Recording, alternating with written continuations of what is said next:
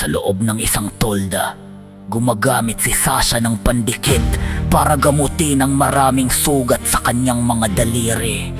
Pagkatapos, sumilip siya sa labas na nagpapakita na ang tolda ay nakasabit sa gilid ng isang bundok sa Norway. Nang magising ang kanyang kasintahang si Tommy, hiniling niya dito na ipagpatuloy nila ang kanilang pakikipagsapalaran.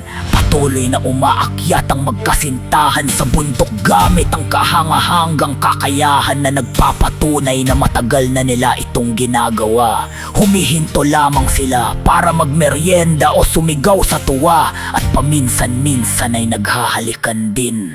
Ilang sandali pa, habang malapit na silang makarating sa tuktok na dula si Sasha, napigilan siya ng mga lubid na mahulog. Ngunit labis siyang naiinis dahil palagi siyang pumapalya sa parehong bahagi. Sinabihan siya ni Tommy na maghinay-hinay, ngunit ilang ulit pang sinubukan ni Sasha at paulit-ulit na nabigong makausad. Nang mapansin ni Tommy na dumidilim na ang langit, kinumbinsi niya si Sasha na tumigil na at subukang muli. Kinabukasan, sa loob ng tolda, inamin ni Tommy na kakaunti na lang ang lakas niya para sa mga susunod pang biyahe at nag-aalala siya sa pagiging padalos-dalos ni Sasha. Naniniwala siyang mauubos din ang kanilang swerte at sinasabi niyang iyon ang ipinapahiwatig ng kanyang maswerteng kumpas. Ngunit tinampal ito ni Sasha palayo sa kanyang kamay. Biro niya ring sinuntok ang likod ni Tommy nang sabihin itong masakit. Sa huli, nagkasundo silang umalis muna at bumalik na lang kapag humupa na ang bagyo. Dahil sa malakas na hangin, maraming debris ang nahuhulog kaya kailangan nilang manatiling malapit sa pader at yumuko. Sinabi ni Tommy na dapat silang magpahinga sa isang patag na bahagi. Kaya naunang bumaba si Sasha, biglang may mas malalaking batong nahulog at tinamaan si Tommy. Dahilan para mahulog siya at tamaan ng ulo. Nakabitin siyang walang malay sa dulo ng lubid at kinailangan itong hawakan ni Sasha para hindi siya mahulog. Sinigawan niya si Tommy, ngunit hindi ito nagising at ang bigat nito ay nagiging sanhi para siya rin ay madulas. Para mabuhay, wala nang ibang pagpipilian si Sasha kundi pakawalan si Tommy. Mahimpit siyang kumapit sa gilid habang umiiyak at pinapanood ang kanyang kasintahan na mahulog sa kamatayan. Pagkalipas ng 5 buwan sa Australia, nagmamaneho si Sasha sa disyerto at napansin niyang nawalan ng signal ang kanyang GPS. Kaya ginamit niya ang kumpas ni Tommy upang mahanap ang tamang daan. Pagsapit ng gabi, nagkampo siya malapit sa bangin at naaalala ang lahat ng itinuro sa kanya ni Tommy habang naglalakbay ng mag-isa. Kinabukasan, dumating si Sasha sa Wandering National Park. Huminto siya sa reception para tumingin ng mga brochure at pinayuhan siya ng ranger na huwag mag-isa dahil may mga nawawalang tao sa lugar.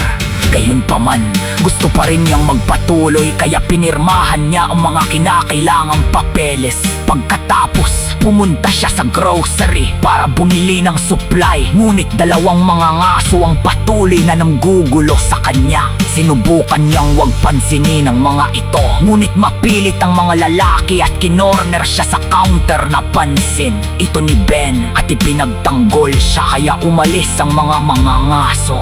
Bilang pasasalamat, binili ni Sasha ang beef jerky na binebenta ni Ben. Sa parking lot, napansin ni Sasha na hindi pa rin gumagana ang kanyang GPS kaya tinanong niya si Ben kung paano makarating sa Grand Alneros. Binigyan siya ni Ben ng direksyon, ngunit ininungkahi rin ang Blackstone Bay na ayon sa kanya ay mas magandang lugar. Binalaan niya si Sasha na medyo mapanganib ang lugar, ngunit tiniyak ni Sasha na kaya niya ito at umalis agad bago pa matapos magsalita si Ben. Matapos ang maraming oras na pagmamaneho, huminto si Sasha sa tabi ng lawa para magpalipas ng gabi. Biglang may 2 sasakyan na dumating at nainis siya nang makitang bumalik ang mga ngaso.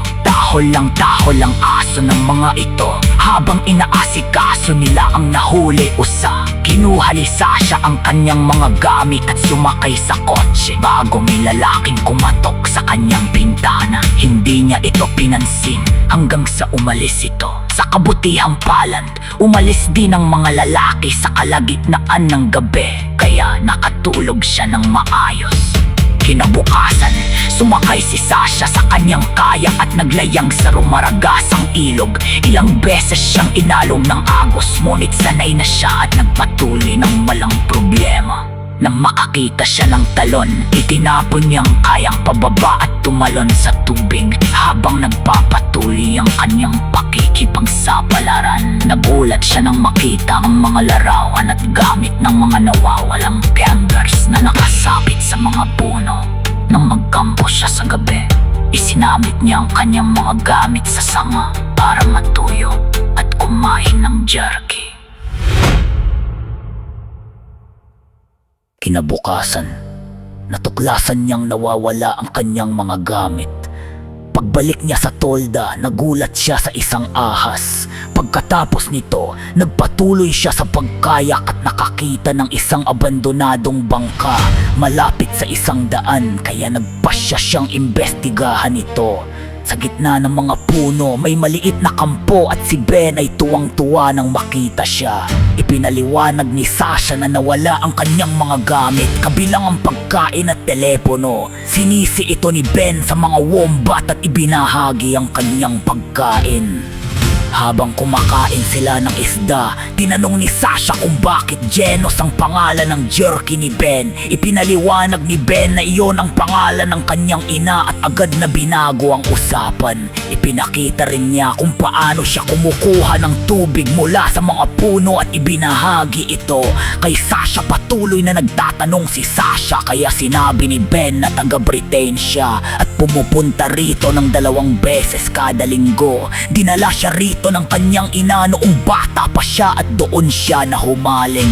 Nang sabihin ni Sasha na lumipat siya mula bundok patungong ilog, inakala ni Ben na dahil iyon sa hiwalayan. Itinanggi ito ni Sasha, ngunit hindi na nagpaliwanag. Ikinuwento rin niya ang ikalawang engkwentro niya sa mga ngaso at sinabi ni Ben na maayos ang kanyang ginawa. Lumalabas na pumunta si Ben sa kampo dahil akala niya makakatulong siya sa isang babaeng mag-isa, ngunit hindi pala kailangan. Sinabi ni Ben na espesyal si Sasha tulad ng kanyang ina. Dahil dito, kinilabutan si Sasha at sinubukang umalis, ngunit hinarangan siya ni Ben na pansin din niya ang kanyang bracelet sa pulso ni Ben. Inamin ni Ben na kinuha niya ang kanyang mga gamit at inilabas ang bag mula sa kanyang tolda. Kinuha rin niya ang kanyang crossbow at speaker at pinatugtog ang musika. Sinabi niyang ibinalik niya ang lahat ng kailangan ni Sasha, pero kukunin niya ang telepono nito. May oras lang siya hanggang matapos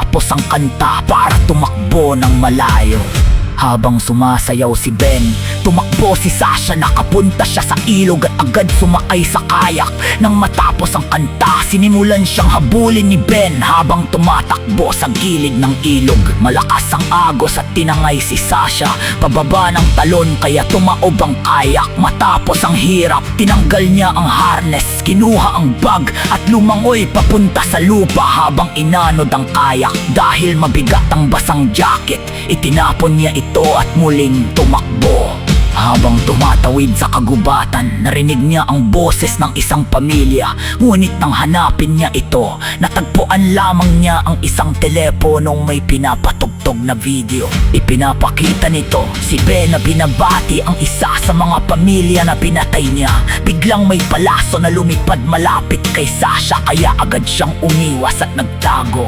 Nang makita siya ni Ben, nagsimula ang habulan. Paulit-ulit siyang pinana ni Ben at kahit nakaiwas si Sasha, tinamaan pa rin ang kanyang binti. Kalaunan, tinamaan ang kanyang bag at natumba siya. Gumulong pababa at nahulog sa ilog. Sinubukan Sinubukan niyang lumangoy, ngunit tinangay siya ng malakas na agos sa mga kanyon. Sa pamamagitan ng pagkapit sa mga bato, nakarating siya sa kalmadong bahagi ng tubig at nakaahon. Sinuri niya ang telepono ng pamilya, ngunit sira na ito sa bag. May pagkain at tubig kaya kinain at tininom niya ang mga iyon. Nahanap din niya ang pepper spray at inilagay sa madaling abutin na bulsa. Tumakbo siya sa kanyon, ngunit walang madaanan kaya ginamit niya ang kanyang kakayahan sa pag-akyat. Matapos ang ilang mapanganib na galaw, nakarating siya sa tuktok at pinagmasdan ng buong lugar. Gamit ang binoculars, napansin niyang nandun pa rin ang bangka ni Ben. Bigla niyang narinig ang hunting call ni Ben at nakita itong papalapit. Bumaba agad siya at nagtago sa ilalim ng bato. Nang hindi siya makita ni Ben, umalis ito at muling tumakbo si Sasha. Sa kalaunan, nakita niya si Ben na nasa bangka habang nakikinig sa musika at tumatalon sa tubig ng walang damit. Nagpasya si Sasha na lumangoy papunta roon at nagtago sa likod ng bangka. Sinubukan niyang kalasin ang tali, ngunit hindi niya magawa. Nang kunin niya ang kabilang dulo, naapakan niya ang bear trap at napasigaw. Narinig ito ni Ben at hinila siya pabalik. Nang malapit na, sinambuyan siya ni Sasha ng pepper spray, kaya tumalon si Ben sa tubig para maghugas. Sinubukan ni Sasha na kalasin ang kadena, ngunit hindi niya magawa. Nang kukunin na sana niya ang crossbow, muling hinila ni Ben ang kadena. Tinanggal ni Ben ang trap at itinali siya sa puno. Sinasabing ritual ito. Pinakain siya, ngunit nag-atubili si Sasha. Dahil nainis, pinahirapan siya ni Ben gamit ang kadena. Umulan ng gabing iyon, nanatili si Ben sa tunda habang si Sasha ay nasa ilalim ng puno. Ipinaliwanag ni Ben na mahalaga ang mga ritual at ang pagtitiis ng sakit ay bahagi ng paglaki. Kinabukasan, tinanggal ni Ben ang posas ni Sasha at dinala siya sa bangka. Sinabi niyang alam niyang patay na si Tommy at ipinahiwatig na maaaring may kinalaman si Sasha dito sa bangka. Sinubukan ni Sasha na kumuha ng bakal, ngunit itinulak siya ni Ben sa tubig. Hinila siya ng kadena habang lumalangoy siya hanggang makarating sila sa pampang. Dinala siya ni Ben sa isang kuweba kung saan nakita niya ang mga bangkay. Ipinaliwanag ni Ben na kinakain ang atay ng biktima para makuha ang espiritu nito. Napansin ni Sasha ang pinatuyong laman at na-realize niyang gawa sa tao ang jerky. Sinubukan niyang tumakas, ngunit nahila siya pabalik. Ipinakita ni Ben ang kanyang matutulis na ngipin. Nakakita si Sasha ng larawan ni Baby Ben at ng kanyang ina. Inamin ni Ben na kinain niya ang kanyang ina. Nang mag-away sila, kinagat ni Sasha ang tainga ni Ben at nakatakas. Tumalon siya sa ilog at hinabol siya ni Ben. Nadala sila ng agos hanggang mawalan ng malay si Ben. Sinubukan ni Sasha na patayin siya, ngunit hindi niya magawa agad. Nagpatuloy ang laban hanggang sa parehong nasugatan. Sa gabi, inamin ni Sasha ang kanyang guilt kay Tommy. Kinabukasan, napansin niyang lumalala ang sugat ni Ben, kaya nagpasya silang umakyat palabas. Habang umaakyat,